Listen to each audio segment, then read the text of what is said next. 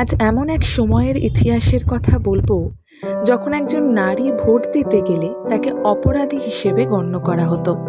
কিন্তু একজন নারী সেই আইন ভেঙে ইতিহাস লিখেছিলেন নতুন করে। তার নাম সুসান বি অ্যান্টনি।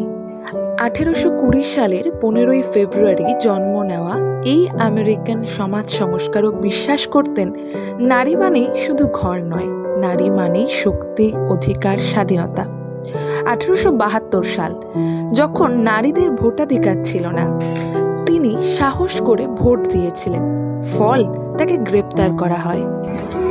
আদালতে দাঁড়িয়ে তিনি বলেছিলেন, আমি অপরাধ করিনি, আমি আমার নাগরিক অধিকার প্রয়োগ করেছি। তার সংগ্রামী একদিন বদলে দেয় আমেরিকার ইতিহাস। 1920 সাল, তার মৃত্যুর 14 বছর পর আমেরিকার সংবিধানে যুক্ত হয় 19তম সংশোধনী, যা নারীদের ভোটাধিকার নিশ্চিত করে। তিনি হয়তো সেই দিনটি দেখে যেতে পারেননি, কিন্তু তার কণ্ঠ আজও শোনা যায়।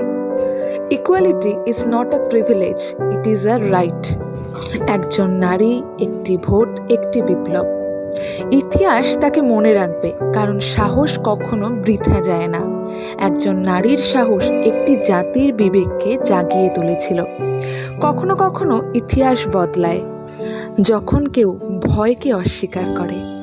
ভিডিওটি ভালো লাগলে লাইক এবং সাবস্ক্রাইব করুন আমাদের চ্যানেলটিকে, এরকমই আরও অনেক জানা অজানা তথ্য জানতে। ধন্যবাদ।